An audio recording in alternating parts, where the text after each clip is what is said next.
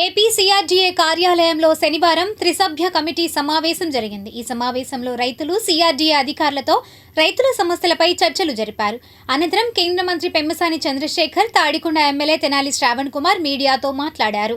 ఇంకా ఈ కార్యక్రమంలో మంత్రి నారాయణ, జిల్లా కలెక్టర్ తమీం అన్సారియా, సిఆర్డీఏ అదనపు కమిషనర్ భార్గవ్ తేజ తదితరులు పాల్గొన్నారు.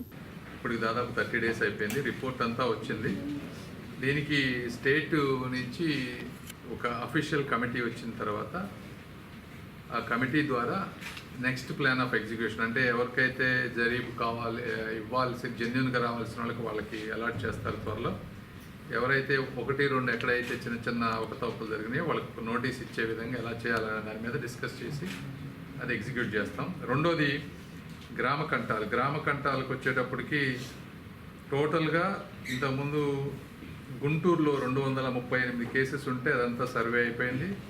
తెనాలి డివిజన్ కింద 131 కేసులు ఉన్నాయి. అందులో ఇంకొక 25% అవ్వాలి. అయితే ఇప్పుడు ఈ మీటింగ్లో ఏంటంటే లెస్ దాన్ 10 సెంట్స్ ఉండి ఇంతకుముందు రిజెక్ట్ అయిన వాళ్ళు కొంతమంది ఉన్నారు, అంటే 415 మంది ఉన్నారు. వాళ్ళకి కూడా మొన్న ఏమనుకున్నామంటే అబౌవ్ 10 సెంట్స్ వాళ్ళే సర్వే చేద్దాం అనుకున్నాం. ఇప్పుడు కొంతమంది ఎమ్మెల్యే గారు వీళ్ళందరూ ఉండి లెస్ దాన్ 10 సెంట్స్ ఉండి రిజెక్ట్ అయిన వాళ్ళు ఉన్నారు 415 మంది, అవి కూడా చేయమన్నారు. సో దాని గురించి ఇంకొక 2 వీక్స్ పట్టేటట్టుంది టైం గ్రామ కంటాలది. తర్వాత నిన్న 400 kV లైన్స్ రీరూటింగ్ దగ్గర కొంతమంది రైతులు వాళ్ళు వచ్చి అబ్జెక్ట్ చేశారు. అంటే ఇది అందరికీ తెలియాల్సిన విషయం. ఆ రైతులు 2013లో ల్యాండ్ ఇచ్చారు, అంటే క్యాపిటల్ ఇదంతా అవ్వక ముందు ఇచ్చినటువంటి ల్యాండ్ అది. వాళ్ళు అనేది ఏంటంటే తర్వాత క్యాపిటల్ వచ్చినా కూడా మేము ఈ మధ్యనే ఇచ్చాము, ఆ ట్రాన్సిషన్లో ఇచ్చాం కాబట్టి మాది కూడా ల్యాండ్ పూలింగ్ కింద కన్సిడర్ చేయమంటారు. ఏంటంటే అధికారులు ఎంత ప్రయత్నించినా కూడా అది అయ్యేటువంటి పరిస్థితి కాదు. సుప్రీంకోర్టులో కేసు ఉంది. సుప్రీంకోర్టు కనుక జడ్జిమెంట్ వాళ్ళకి ఫేవర్గా ఇస్తే తర్వాత వాళ్ళకి కావాల్సినటువంటి ల్యాండ్ ఇస్తాము. ప్రస్తుతం ఉన్న పరిస్థితుల్లో మనం ఇవ్వలేము. కాబట్టి మీరు ఆ పనులకు అడ్డుపడొద్దు. ఎందుకంటే ఆ ఏరియాలో ఈ 400 kV లైన్ అవ్వకపోతే అదంతా డిస్టర్బ్ అవుద్దంటే వాళ్ళందరూ కూడా ఒప్పుకున్నారు. మేము కూడా వాళ్ళకి ఎంత సహాయం చేయాలో అంత అక్కడ సుప్రీంకోర్టులో కేసు ఉంది కాబట్టి ఢిల్లీ లెవెల్లో నేను కానీ ఇక్కడ ఉన్నటువంటి అధికారులు కానీ నారాయణ గారు వీళ్ళందరూ హెల్ప్ చేస్తామని చెప్పాం. తర్వాత నెక్స్ట్ ఐటమ్ వచ్చేటప్పటికి రోడ్ హిట్స్లో లాస్ట్ టైం మనం ఇంపాక్ట్ అసెస్మెంట్ చేసినప్పుడు దాదాపుగా ఒక 150 కమర్షియల్ సౌత్ వెస్ట్ ఒకటి, large road, small road hit ఎన్ని ఒక 150 వచ్చినాయి. ఆ 150కి ఫస్ట్ ఎయిదర్ ఫార్మర్ కన్నా కానీ ఒక ఆల్రెడీ ఫార్మర్ చేతిలో ఉంటే వాళ్ళు రీరిజిస్టర్ చేసుకోవచ్చు ఈ 150 వరకు. కాబట్టి ఇది డైరెక్షన్ వచ్చేస్తుంది. మీరు ఎవరైనా సరే రైతులు ఈ లిస్టులో ఉంటే గ్రీవెన్సెస్లో ఇప్పటివరకు మాకు ఒక 80 గ్రీవెన్సెస్ ఎన్నో ఉన్నాయి, వాళ్ళందరూ వచ్చి రిజిస్టర్ చేసుకోవచ్చు ఈ విషయంలో, రోడ్ హిట్స్ విషయం. ఈ 2 కాకుండా ఇంకొక కొత్త 2 తీసుకొచ్చారు రోడ్ హిట్స్ విషయంలో. ఒకటి డివైడర్ ఉన్నా కూడా రోడ్ హిట్ కింద పరిగణించమన్నారు. రెండోది లార్జ్ ప్లాట్ ఉండి ఒక 5% ప్లాట్, 10 అడుగులో ఏదన్నా అది రోడ్ హిట్ అయినా కూడా అది కూడా మమ్మల్ని కన్సిడర్ చేయమని మళ్ళీ ఈ మధ్య అడిగారు.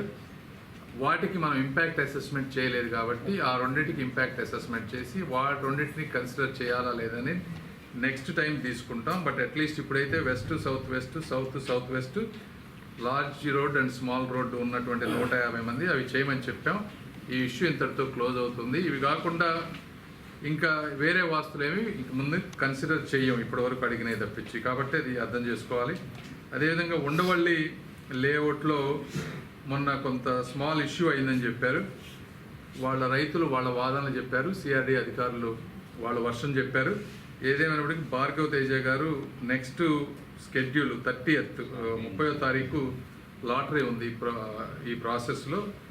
ఆ లాటరీని వారు మరొకసారి మళ్ళీ రైతులందరితో కూర్చోబెట్టి మాట్లాడి అది ఏ విధంగా చేయాలి, మిస్కాన్సెప్షన్స్ లేకుండా అనే దాని మీద డిస్కస్ చేసాం. అది సమావేశం అయింది. సమావేశంలో అనేక అంశాల మీద చర్చ జరిగింది. 3 గంటలు, అందులో దాదాపు 3 గంటల పాటు చర్చించడం జరిగింది. చాలా విషయాల మీద క్లారిటీగా ఒక్కొక్క అంశం మీద క్లారిటీ రావడం జరుగుతుంది. ముఖ్యంగా గ్రామాల్లో ఏర్పాటు చేయవలసిన ఇన్ఫ్రాస్ట్రక్చర్ సంబంధించి డిపిఆర్స్ అన్నీ రెడీ అయిపోయినాయి. ఫస్ట్ వీక్లో ఈ వర్కులు మొదలవుతాయి.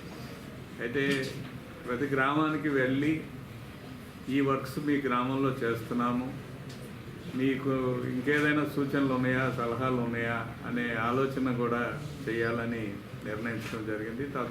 తదనుగుణంగా ఈ 2 రోజులు 3 రోజుల తర్వాత ఈ కార్యక్రమం జరుగుతుంది.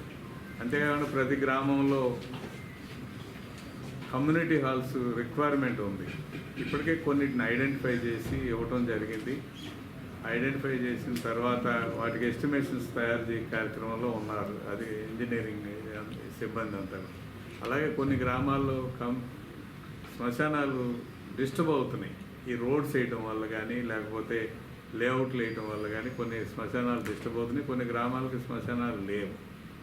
నిన్న ఉదయం పూట గౌరవ మంత్రి నారాయణ గారు, అడిషనల్ కమిషనర్ సిఆర్డీఏ వారితో కూర్చొని ఏ గ్రామాల్లో అసలు లేవు, ఆ లేని గ్రామాల్లో శ్మశానాలకు సంబంధించిన ఆల్టర్నేటివ్ సైట్స్ ఐడెంటిఫై చేయడానికి ఒక ప్రక్రియ మొదలు పెట్టడం జరిగింది.